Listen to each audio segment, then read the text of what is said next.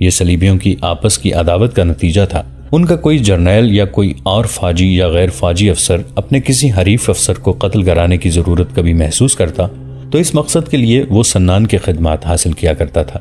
اسیاد کے قلعے میں رہتے تو انسان تھے، لیکن یہ بدروحوں کا قلعہ معلوم ہوتا تھا۔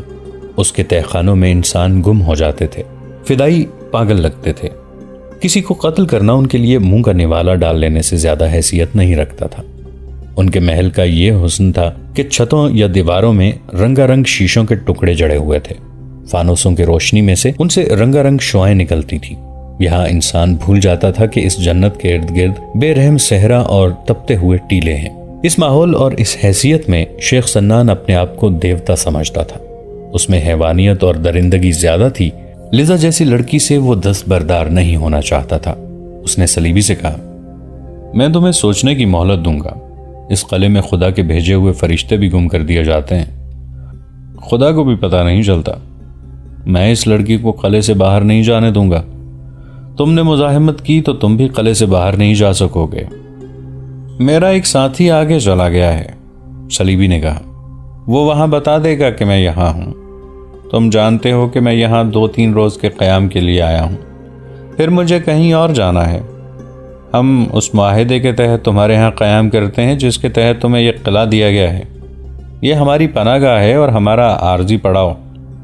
تم ہماری ہڈیاں غائب کر دو تو بھی تم سے پوچھا جائے گا کہ ہمارا ایک آدمی اور 2 لڑکیاں کہاں ہیں۔ صلیبی نے کچھ سوچا اور کہا، اگر تم صلاح الدین ایوبی کو قتل کر دو تو اس جیسی 1 درجن لڑکیاں تمہارے حوالے کر دیں گے، مگر تم ہماری رقم اور سونا ہضم کرتے رہے، ایوبی کو قتل نہ کر سکے۔ مجھے معلوم ہوا ہے کہ تم نے 4 فدائی ایوبی کے قتل کے لیے بھیج رکھے ہیں، لیکن یہ صرف افواہ معلوم ہوتی ہے۔ ایوبی ابھی تک زندہ ہے اور فاتح ہے۔ یہ افواہ نہیں، سنان نے نشے اور غصے سے لرزتے ہوئے کہا، میں نے 4 آدمی بھیج رکھے ہیں۔ چند دنوں میں تم خبر سنو گے کہ صلاح الدین ایوبی قتل ہو گیا ہے۔ پھر میں تم سے وعدہ کرتا ہوں کہ تمہیں ہمارے حکمرانوں سے جو انعام و کرام ملا ہے اس کے علاوہ میں تمہیں لزا جیسی 2 لڑکیاں اپنی طرف سے دوں گا، وہ دیکھا جائے گا۔ سنان نے کہا، میں تمہیں بتا دیتا ہوں کہ اس لڑکی کو تم میری خوابگاہ سے باہر نہیں لے جا سکتے ہو، اسے قلعے سے باہر نہیں لے جا سکو گے۔ جاؤ، انہیں لے جاؤ۔ میں نے قلعے میں صلیبیوں کے لیے جو کمرے الگ کر رکھے ہیں وہاں چلے جاؤ، کھاؤ پیو، عیش کرو اور مجھے سوچ کر جواب دو کہ یہ لڑکی میرے حوالے کرو گے یا نہیں۔ صلیبی دونوں لڑکیوں کو ساتھ لیے باہر نکل گیا۔ یہ صلیبی جاسوسی اور تخریب کاری کے محکمے کا افسر تھا۔ وہ مسلمانوں کے علاقوں میں گھومتا پھرتا رہتا تھا اور اب واپس اپنے علاقے میں جا رہا تھا۔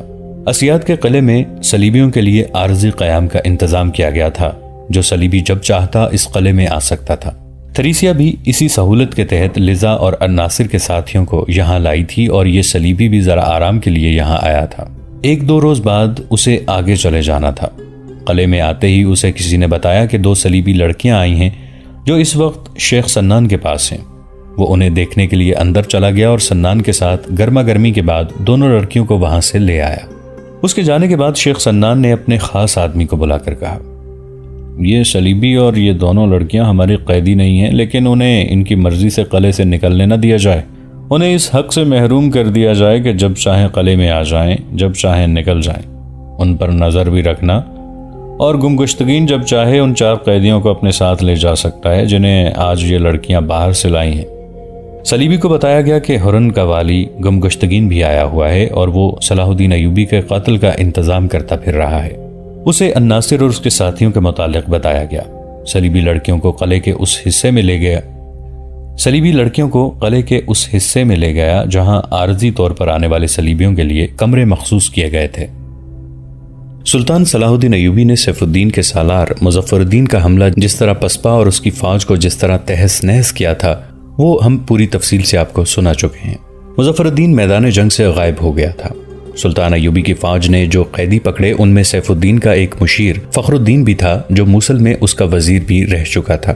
سلطان ایوبی فخر الدین کو جنگی قیدیوں سے الگ کر کے اپنے خیمے میں لے گئے اور اسے اسی عزت و احترام سے رکھا جس کا وہ حقدار تھا۔ مال غنیمت تقسیم کر کے سلطان ایوبی نے پہلا فیصلہ یہ کیا کہ پیش قدمی یعنی بھاگتے دشمن کا تعاقب نہیں کیا جائے گا۔ بعض مورخین نے سلطان ایوبی کے اس فیصلے کو ان کی جنگی لغزش کہا ہے، لیکن تاریخ اسلام کا یہ مجاہد بہت دور کی سوچا کرتا تھا۔ یہ صحیح ہے کہ وہ دشمن کی فوج کا تعاقب کرتے تو ان کی فوج کو وہ ہمیشہ کے لیے ختم کر دیتے، اور اس کا نتیجہ یہ ہوتا کہ سلطان ایوبی کے مسلمان دشمن ان کے قدموں میں گر پڑتے۔ تعاقب نہ کرنے کی ایک وجہ تو یہ تھی کہ مظفر الدین کے ساتھ انہوں نے جو مارکا لڑا تھا اس میں انہیں فتح بہت مہنگی پڑی تھی۔ ان کی فوج کا جانی نقصان بہت ہوا تھا، زخمیوں کی تعداد زیادہ تھی، اس لیے وہ پیش قدمی کے قابل نہیں تھے۔ اگر وہ پیش قدمی کا فیصلہ کرتے تو وہ اپنے محفوظہ کو استعمال کر سکتے تھے، لیکن انہوں نے ایسا فیصلہ نہ کیا، جس کی وجہ یہ بھی تھی کہ وہ نہیں چاہتے تھے کہ مسلمانوں کے ہاتھوں مسلمانوں کا اور زیادہ خون بہے۔ وہ اپنی قوم کو مزید خونریزی سے بچانا چاہتے تھے۔ سلطان ایوبی اس جگہ کھڑے تھے جہاں سیف الدین کی ذاتی خیمہ گاہ تھی۔ اس میں سے جو کچھ برآمد ہوا وہ ہم بیان کر چکے ہیں۔ سیف الدین کا اپنا خیمہ بجائے خود بہت قیمتی تھا۔ یہ ریشمی کپڑوں کا محل تھا، قناتیں اور شامیانے ریشمی تھے، پردے ریشمی تھے۔ اس کے اندر کھڑے ہو کر شیش محل کا گمان ہوتا تھا۔ سیف الدین کا ایک بھتیجا عز الدین فرخ شاہ سلطان ایوبی کی فوج میں سالار تھا۔ یہ عجیب جنگ تھی اور عجیب دشمنی کہ بھتیجا چچا کے خلاف لڑ رہا تھا۔ اس کے علاوہ بھی کئی ایک اور فوجی تھے جو اپنے خون کے رشتوں کے خلاف لڑ رہے تھے۔ سلطان ایوبی نے سیف الدین کی یہ خیمہ گاہ دیکھی تو انہوں نے اس کے بھتیجے عز الدین کو بلایا۔ انہوں نے مسکرا کر عز الدین سے کہا، اپنے چچا کی جائیداد کے وارث تم ہو، میں اس کا خیمہ تمہیں پیش کرتا ہوں، یہ سمیٹ لو۔ سلطان نے مسکرا کر اسے خیمہ پیش کیا تھا، مگر عز الدین کے آنسو نکل آئے۔ قاضی بہاؤالدین شداد نے اپنی یادداشتوں میں اس واقعے کا ذکر جذباتی انداز میں کیا ہے۔ اس کے مطابق سلطان ایوبی نے عز الدین کی آنکھوں میں آنسو دیکھ کر کہا، عز الدین، تمہارے جذبات کو میں اچھی طرح سمجھتا ہوں، لیکن قرآن کا حکم مانو۔ اگر میرا بیٹا شرک کا اور جہاد کے راستے میں فسق و فجور کا مرتکب ہوگا تو میری تلوار اس کا سر قلم کرنے سے گریز نہیں کرے گی۔ تم اپنے شکست خوردہ چچا کا خیمہ دیکھ کر آنکھوں میں آنسو لے آئے ہو، میں اپنی شکست خوردہ بیٹے کا کٹا ہوا سر دیکھ کر بھی نہیں آنسو بہاؤں گا۔ سلطان ایوبی نے اس مقام سے ذرا آگے جا کر لمبے عرصے کے لیے پڑاؤ ڈال لیا۔ یہ پہاڑی علاقہ تھا، اس کا نام کوہ سلطان مشہور ہو گیا۔ تاریخ میں بھی کوہ سلطان آیا ہے۔ وہاں سے حلب 15 میل دور تھا۔ حلب کے متعلق پہلے ہم آپ کو تفصیل سے بتا چکے ہیں۔ الملک الصالح نے اس شہر کو اپنا دارالحکومت اور مستقر بنا لیا تھا، اور اب یہ متحدہ افواج کا ہیڈ کوارٹر بن گیا تھا۔ یہ بھی ہم آپ کو بتا چکے ہیں کہ اس شہر کا دفاع اتنا مضبوط اور یہاں کے لوگ جو مسلمان تھے اتنے دلیر اور جنگجو تھے کہ سلطان ایوبی کا محاصرہ ناکام ہو گیا تھا۔ اب سلطان ایوبی ایک بار پھر اس شہر کو محاصرے میں لینا اور اس پر قبضہ کرنا چاہتے تھے، لیکن اب کہ وہ اپنا اڈا مضبوط کر کے آگے بڑھنے کی سکیم بنا رہے تھے۔ راستے میں 2 قلعے تھے، ایک کا نام منبج اور دوسرے کا نام بوزا تھا۔ بعض تاریخوں میں منبج کو منبس بھی لکھا گیا ہے۔ ان دونوں قلعوں کے عمرا خود مختار مسلمان تھے۔ ایسے کئی اور قلعے اور کئی جاگیریں تھیں جن پر مسلمانوں کی حکمرانی تھی۔ اس طرح سلطنت اسلامیہ قلعوں، جاگیروں اور ریاستوں میں بٹی ہوئی تھی۔ سلطان ایوبی بکھرے ہوئے ان ذروں کو یکجا کر کے ایک سلطنت بنانا اور اسے ایک خلافت کے تحت لانا چاہتے تھے۔ دشواری یہ تھی کہ یہ عمرا اور جاگیردار اپنی الگ الگ حیثیت قائم کرنے کے خواہش مند تھے۔ وہ اپنی بقا کے لیے صلیبیوں تک سے مدد لے لیا کرتے تھے۔ سلطان ایوبی نے ایک پیغام بوزا کے امیر کے نام لکھا اور دوسرا منبج کے امیر کے نام۔ بوزا کو عز الدین کو روانہ کیا اور منبج کو سیف الدین کے مشیر فخر الدین کو۔ فخر الدین جنگی قیدی تھا، لیکن سلطان ایوبی نے عزت و احترام سے اس کا دل جیت لیا تھا اور فخر الدین نے سلطان ایوبی کی اطاعت قبول کر لی تھی۔ سلطان ایوبی نے جب اسے اپنا خاص ایلچی بنا کر منبج جانے کو کہا اور اسے یہ اختیارات بھی دیے کہ وہ ان کی نمائندگی کرتے ہوئے یہ قلعہ حاصل کرنے کی بات چیت کرے، تو فخر الدین نے انہیں آنکھیں پھاڑ کر دیکھا۔ کیا آپ مسلمان نہیں ہیں؟ سلطان ایوبی نے اسے کہا، آپ نے مجھے یوں حیرت سے دیکھا ہے جیسے میں کسی کافر کو اپنا ایلچی اور نمائندہ بنا کر بھیج رہا ہوں۔ کیا آپ کو مجھ پر بھروسہ نہیں یا اپنے ایمان پر اعتماد نہیں؟ میں منبج کا قلعہ لینا چاہتا ہوں۔ آپ اس کے امیر کو میرا پیغام پہنچا دیں اور اسے قائل کریں کہ خون خرابے کے بغیر قلعہ ہمیں دے دے اور اپنی فوج ہماری فوج میں شامل کر دے۔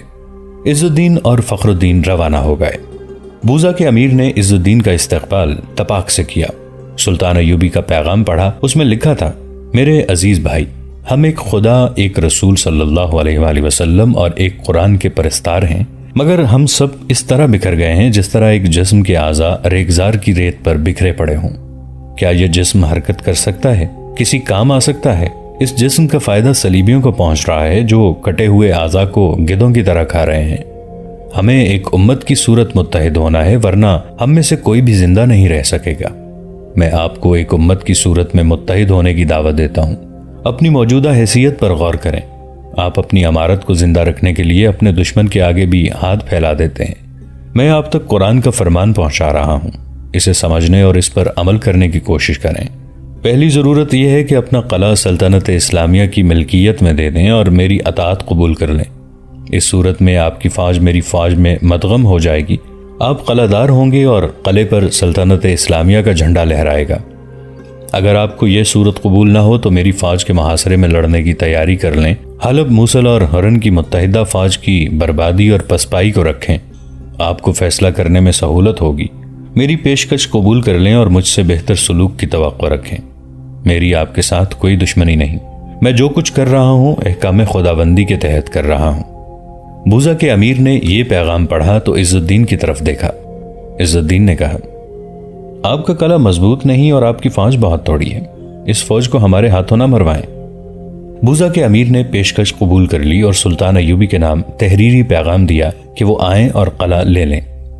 منبج کے امیر نے بھی اطاعت قبول کر لی۔ فخر الدین نے اس سے پیغام لکھوا لیا اور واپس چلا گیا۔ سلطان ایوبی خود دونوں قلعوں میں گئے۔ وہاں جو فوجیں تھیں انہیں قلعے سے نکال کر اپنی فوج میں شامل کر دیا اور اپنے دستے قلعوں میں بھیج دیے۔ دونوں قلعوں میں انہوں نے رسد وغیرہ رکھ لی تھی، لیکن فوج کو قلعہ بند نہ کیا۔ حلب کے قریب اعزاز نام کا ایک مضبوط قلعہ تھا۔ اس قلعے کے دفاعی انتظامات حلب والوں نے اپنے ذمے لے رکھے تھے۔ اس کے قلعہ دار یا امیر نے اپنی وفاداری حلب یعنی الملک الصالح کو دے رکھی تھی۔ سلطان ایوبی حلب کا محاصرہ کرنے سے پہلے اس قلعے کو بھی لڑے بغیر لینا چاہتے تھے۔ انہوں نے اپنے ایک سالار الحمیری کو تحریری پیغام کے ساتھ روانہ کر دیا۔ اعزاز کے امیر نے سلطان ایوبی کا پیغام پڑھا۔ اس پیغام کے الفاظ بھی وہی تھے جو بوزا اور منبج کے امراء کو لکھے گئے تھے۔ اعزاز کے امیر نے پیغام الحمیری کی طرف پھینک کر کہا، تمہارا سلطان خدا اور رسول کے نام پر ساری دنیا کا بادشاہ بننے کے خواب دیکھ رہا ہے۔ اسے کہنا کہ تم نے سب کا محاصرہ کر کے دیکھ لیا تھا، اب اعزاز کا محاصرہ کر کے دیکھو۔ کیا آپ مسلمانوں کے ہاتھوں مسلمانوں کا خون بہانا پسند کریں گے؟ الحمیری نے کہا، کیا آپ پسند کریں گے کہ ہم آپس میں لڑیں اور صلیبی ہمارا تماشا دیکھیں؟ اپنے سلطان سے کہو کہ جا کر صلیبیوں سے لڑے۔ اعزاز کے امیر نے کہا، کیا آپ صلیبیوں سے نہیں لڑیں گے؟ الحمیری نے پوچھا، کیا آپ انہیں اپنا دشمن نہیں سمجھتے؟ اس وقت ہم صلاح الدین ایوبی کو اپنا دشمن سمجھتے ہیں جس نے ہمیں للکارا ہے۔ امیر نے کہا، وہ ہم سے یہ قلعہ بزور شمشیر لینا چاہتا ہے۔ الحمیری اسے قائل نہ کر سکا۔ اس نے الحمیری کی ذرہ بھر عزت نہ کی اور اسے چلے جانے کو کہا۔ اسیات کے قلعے میں صلیبی گمگشتگین کے پاس بیٹھا تھا۔ تھریسیا اور لیزا بھی اس کے ساتھ تھیں۔ گمگشتگین اور صلیبی کی پہلے سے جان پہچان تھی۔ صلیبی نے کہا، سنا ہے آپ صلاح الدین ایوبی کو قتل کراتے کراتے سیف الدین کے قتل کا ارادہ کر بیٹھے ہیں۔ کیا آپ نے نہیں سنا کہ سیف الدین نے کیسی بزدلی اور جنگی نااہلی کا مظاہرہ کیا ہے؟ گمگشتگین نے کہا، یہ لڑکیاں سمجھتی ہیں کہ اس نے ہماری تینوں فوجوں کا ایسا برا حال کر دیا ہے کہ اب ہم بڑے لمبے عرصے کے لیے لڑنے کے قابل نہیں رہے۔ میں بکھری ہوئی فوجوں کو اکٹھا کر کے ایوبی کو حلب سے دور رکھنا چاہتا ہوں۔ اگر سیف الدین زندہ رہا تو وہ خفت مٹانے کے لیے ایک بار پھر کمان لینے کی ضد کرے گا اور ہمیں ایک اور شکست ہوگی، کیوں نہ اسے ہی ٹھکانے لگا دیا جائے۔ سیف الدین اتنی اہم شخصیت نہیں جتنا آپ سمجھ رہے ہیں، صلیبی نے کہا۔ جو ہم جانتے ہیں وہ آپ نہیں جانتے۔ ہم آپ کے ہر ایک دوست اور ہر ایک دشمن کو آپ سے زیادہ جانتے ہیں، اسی لیے ہم نے آپ کو اپنے مشیر اور اپنے جاسوس دے رکھے ہیں۔ میں جو ایوبی کے علاقوں میں بھیس بدل کر اور اپنے آپ کو خطروں میں ڈال کر مارا پھر رہا ہوں، وہ صرف آپ کی بقا اور آپ کی ریاست کی توسیع کے لیے ہے۔ میں جو حالات دیکھ کر آیا ہوں ان کا تقاضا صرف یہ ہے کہ صلاح الدین ایوبی کو قتل کیا جائے۔ نور الدین زنگی مر گیا تو آپ سب آزاد ہو گئے، آپ قلعہ دار سے خود مختار حکمران بن گئے۔ ایوبی مر گیا تو آپ اس سے دگنے علاقے کے حکمران بن جائیں گے جو آپ کے پاس ہے۔ خطے میں جنگ و جدل کا خطرہ ہمیشہ کے لیے ٹل جائے گا۔ میں تریپولی جا رہا ہوں، آپ کی فوج نے گھوڑوں اور اونٹوں کا جو نقصان اٹھایا ہے وہ میں بہت جلدی پورا کر دوں گا، ہتھیار بھی بھجواؤں گا، ہمت نہ ہاریں۔ ایوبی مر گیا تو ہم آپ کو اتنی مدد دیں گے کہ آپ سیف الدین، الملک الصالح اور دوسرے تمام خود مختار مسلمان امراء پر چھا جائیں گے۔ اور آپ کو وہی حیثیت حاصل ہو جائے گی جو آج صلاح الدین ایوبی کو حاصل ہے۔ اقتدار کی ہوس اور عیش پرستی نے گمگشتگین کی عقل پر پردہ ڈال رکھا تھا۔ اس کی عقل میں اتنی سی بات نہیں آ رہی تھی کہ یہ صلیبی اپنی قوم کا نمائندہ ہے اور جو کچھ کر رہا ہے اور کہہ رہا ہے وہ اپنے قومی مقاصد کی خاطر کہہ اور کر رہا ہے۔ یہ بہت بڑا جاسوس اور تخریب کار تھا جو یہ دیکھتا پھر رہا تھا کہ سلطان ایوبی کے طوفان کو کس طرح روکا جا سکتا ہے۔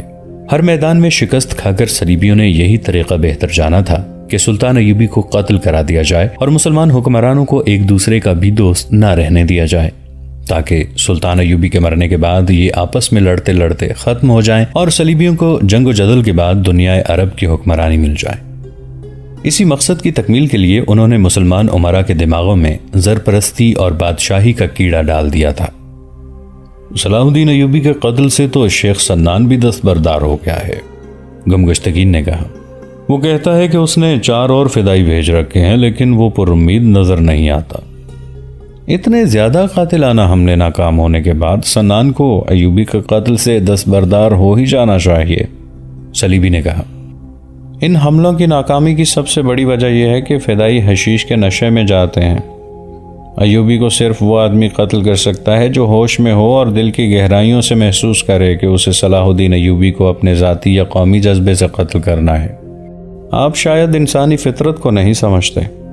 ایوبی پر جو قاتلانہ حملہ کرنے جاتا ہے اس پر نشے کا اثر ہوتا ہے۔ جو ہی آگے سے مزاحمت ہوتی ہے نشہ اتر جاتا ہے اور حملہ آور اپنی جان بچانے کی کوشش کرتا ہے۔ اس کی بجائے آپ کسی کو جذبات سے اندھا کر کے اور اس کے دل میں ایوبی کی نفرت پیدا کر کے اس کے قتل کے لیے بھیجیں تو وہ اسے قتل کر کے ہی رہے گا۔ شیخ سنان نے مجھے صلاح الدین ایوبی کے 4 چھاپہ مار دیے ہیں، گمگشتگین نے کہا، اور کہا ہے کہ انہیں تیار کر کے ان سے سیف الدین کو قتل کراؤں۔ یہ چھاپہ مار سیف الدین کو اپنا دشمن سمجھتے ہیں، اس لیے اسے قتل کرنے میں خوشی محسوس کریں گے۔ میں انہیں موقع فراہم کروں گا۔ سیف الدین کو موت کے جال میں لانا میرا کام ہے، کیوں نہ انہی کو صلاح الدین ایوبی کا قتل کے لیے تیار کیا جائے، صلیبی نے کہا۔ لیکن انہیں حشیش یا کوئی اور نشہ نہ دینا، ان پر جذباتیت کا نشہ طاری کیا جا سکتا ہے۔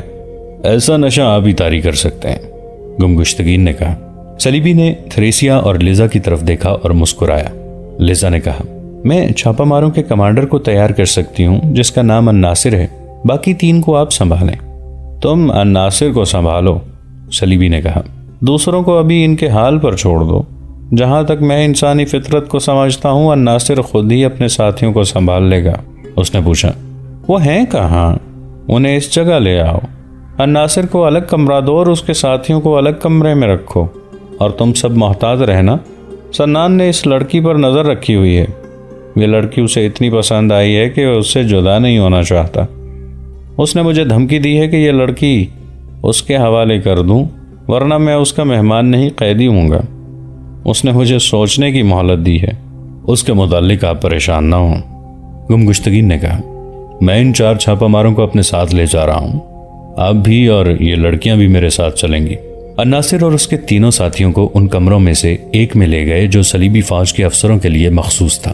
الناصر کو الگ کمرہ دیا گیا جو اس نے یہ کہہ کر قبول کرنے سے انکار کر دیا کہ وہ اپنے ساتھیوں سے جدا نہیں ہوگا۔ اسے تھریسیا اور لیزا اپنے جال میں پھانسنے کے لیے الگ رکھنا چاہتی تھی۔ تم ان کے کمانڈر ہو، صلیبی نے اسے کہا، تمہیں اپنے ماتحتوں سے الگ رہنا چاہیے۔ ہمارے ہاں اونچ نیچ کا رواج نہیں، الناصر نے کہا۔ ہمارا سلطان اپنی فوج کے ساتھ رہتا ہے، میں معمولی سا کماندار ہوں، اپنے ساتھیوں سے الگ رہ کر تکبر کا گناہ نہیں کروں گا۔ ہم تمہاری تعظیم کرنا چاہتے ہیں، صلیبی نے کہا۔ اپنے ہاں جا کر جو جی میں آئے کرنا، یہاں تمہیں تمہارے ماتحتوں کے ساتھ رکھ کر ہم تمہاری توہین نہیں کرنا چاہتے۔ ہم چھاپا مار کماندار اپنی سپاہیوں کے ساتھ زندہ رہتے ہیں اور ان کے ساتھ مرتے ہیں، الناصر نے کہا۔ ہم موت کی منزل کے ہم سفر ہیں، ہم ایک دوسرے سے جدا نہیں ہوا کرتے۔ اگر آپ کے مہمان ہوتے تو شاید میں آپ کی بات مان لیتا، ہم آپ کے قیدی ہیں، ہماری قسمت ایک ہے، جو اذیت اور جو صعوبت ایک کو ملے گی اس سے ہم سب حصہ وصول کریں گے۔ ایک ساتھی کو زندہ رکھنے کے لیے ہم 3 ساتھی اپنی جانیں قربان کر دیں گے۔ دوستو، آج کے لیے اتنا ہی۔ اسی کہانی کی اگلی قسط کے ساتھ بہت جلد حاضر ہوں گے۔ نیچے کامنٹ سیکشن میں اپنی رائے کا اظہار ضرور کیجیے گا۔ ہمارے اس چینل کو سبسکرائب کر کے نیچے موجود بیل آئیکن کو بھی ضرور کلک کیجیے گا۔ اگلی ملاقات تک کے لیے ہمارا اور آپ کا اللہ نگہبان۔